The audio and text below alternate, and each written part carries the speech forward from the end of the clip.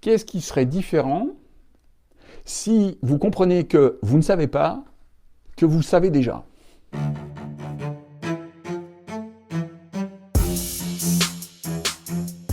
Après avoir compris ce que sont les apprentissages unidirectionnels et omnidirectionnels, vous saurez que vous pourrez faire confiance à votre identité. L'âge adulte est l'étape où la vision omnidirectionnelle dans l'apprentissage devrait prendre toute sa place. Vous allez comprendre après avoir regardé cette vidéo que cette perception omnidirectionnelle se sert déjà de vos apprentissages que vous pourriez laisser s'exprimer dans toutes les directions. Dès l'enfance, nous apprenons avec une vision unidirectionnelle, dans un sens. Les apprentissages se font pas après pas. Pour apprendre la lecture, par exemple, l'enfant apprend les lettres, puis les syllabes, pour faire des mots, des phrases, des textes. Pour apprendre à compter, c'est des chiffres, puis des numéros qu'on va mettre ensemble pour apprendre après l'addition, la soustraction, la multiplication, la division. L'âge de la maturité devrait être tourné vers l'apprentissage omnidirectionnel. Maintenant, vous savez, vous avez toutes les bases. Vous avez déjà vécu tellement d'expériences dans votre vie que vous êtes capable de retirer les contenus de ces expériences pour pouvoir créer des contenants, des protocoles qui pourraient se déplacer dans vos stratégies. Je vous explique pourquoi et comment s'ouvrir à cet apprentissage. Les formations sont perçues comme un apprentissage orienté sur une seule expertise, une seule. C'est parfait lorsque la connaissance est infime et qu'il faut construire une base solide. En ingénierie, des protocoles qui sont très précis, hygiène, médecine, tout ce genre de choses. Par contre, dans les formations pour adultes comme l'accompagnement à la personne, l'hypnose, la communication, la PNL ou toute autre formation d'accompagnement, ces formations sont souvent tournées pour accompagner l'autre. Tout le focus est orienté sur l'autre, en s'oubliant presque soi-même. Pour bien comprendre comment fonctionnent les autres et les accompagner, il est nécessaire de pouvoir comprendre d'où est-ce qu'il part. Comme dans la vidéo précédente, où je vous ai parlé rapidement, très rapidement, qu'il est nécessaire de connaître ce qui nous anime dans la vie, ce qui nous motive, ce qui nous allume, pour décider où l'on va et laisser exprimer son identité au travers de notre chemin de vie. Il est nécessaire d'avoir une carte cognitive de son interlocuteur comme de soi-même. Une carte cognitive, en fait, c'est comme une carte routière. Si vous prenez le temps de regarder une carte du lieu où vous habitez, vous pouvez voir les routes, les chemins que vous empruntez pour aller d'un endroit A à un autre B.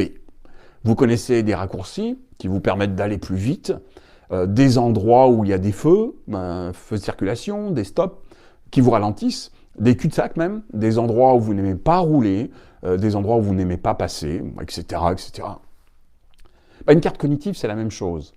Des routes et des chemins pour aller d'un point A à un point B, avec des raccourcis, suivant votre humeur. Si vous êtes seul, si vous êtes accompagné, suivant vos souvenirs de ce lieu, si vous êtes sur le siège passager ou conducteur, c'est encore différent. Lorsque vous conversez avec quelqu'un, il est nécessaire de connaître la carte cognitive de l'interlocuteur pour le guider dans la route à prendre, surtout si c'est vous qui conduisez. Maintenant, pour faire du covoiturage, il est bon de savoir d'où vous partez sur la carte de la personne avec qui l'on communique. Si la personne veut faire un covoiturage, elle part de Montréal et vous êtes à Québec, ou elle est à Paris, vous êtes à Lyon, ça ne peut pas fonctionner. Le cerveau, il compare sans cesse les situations pour avoir un équilibre et savoir où il se trouve dans la comparaison. C'est ce que l'on pourrait appeler en fait un équilibre social. Et émotionnel d'ailleurs. On se demande si on est meilleur que lui, si on est plus vieux, si on est plus loin, si aujourd'hui il fait plus chaud, plus froid, si je suis plus gros, plus mince, plus intelligent. On passe notre temps à comparer. Avec un client ou un interlocuteur, il est nécessaire aussi de le rejoindre où il se trouve pour l'accompagner. Comment est-ce qu'il est? Où est-ce qu'il est? Quelles sont ses émotions? Où est ce lieu où se trouve son état d'esprit pour pouvoir le rejoindre? Encore, faut-il savoir où vous vous trouvez pour avoir les coordonnées GPS et pouvoir le suivre. Lorsque je parle des formations omnidirectionnelles, l'apprentissage omnidirectionnel, j'aimerais vous faire comprendre que quelle que soit la formation que vous suivez, il est intéressant de faire des liens avec d'autres formations, donc d'autres contextes, pour pouvoir s'associer personnellement ou se dissocier pour observer le contexte. On va avoir des contenants qui vont se ressembler, mais le contenu va être différent. Je vous donne un exemple.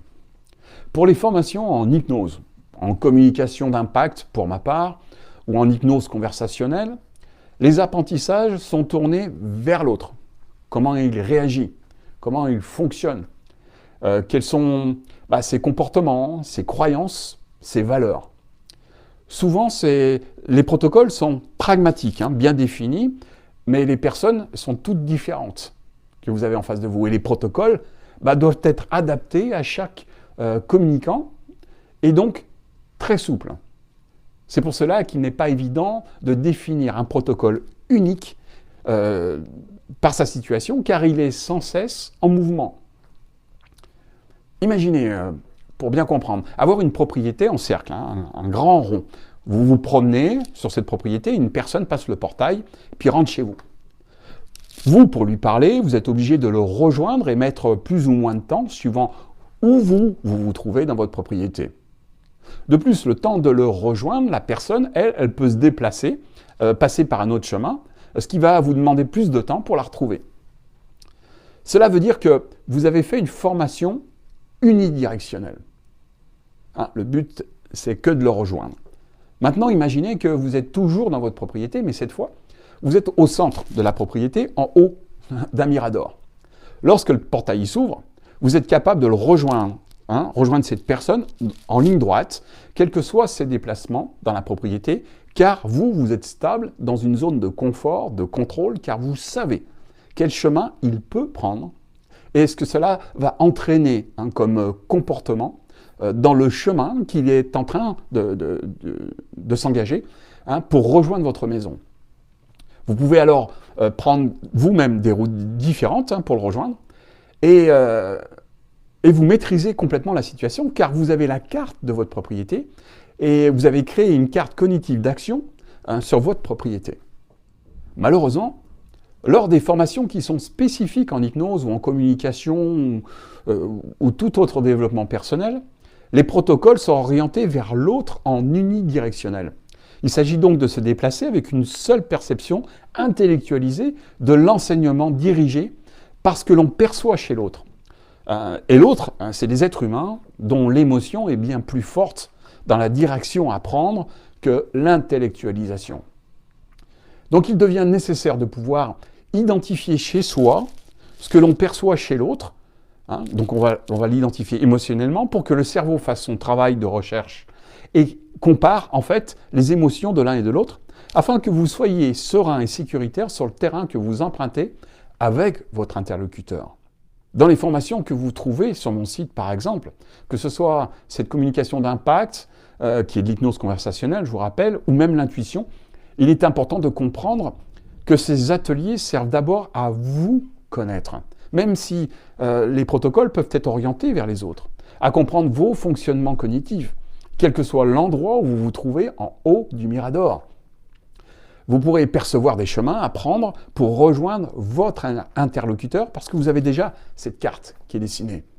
Votre conscience ne sera peut-être pas éveillée consciemment à ce qui se passe. Ça va très très très vite dans les hémisphères. Mais votre inconscient, lui, saura vous mettre en sécurité, réagir et agir automatiquement. Car lui, il aura la possibilité de faire des comparaisons et trouver un équilibre sur une carte qu'il a déjà sillonnée. Je peux comprendre que cette notion unidirectionnelle ou omnidirectionnelle peut être complexe et en même temps, vous pouvez comprendre qu'un enfant apprend de façon unidirectionnelle, comme il découvre tout ce qui l'entoure, il n'a pas de point de repère. Donc son apprentissage est donc plus spécifique au contexte. Par contre, lorsque vous vous adressez à un enfant, vous exprimez en lui parlant avec des comme si, c'est comme si tu, pour lui ouvrir la compréhension.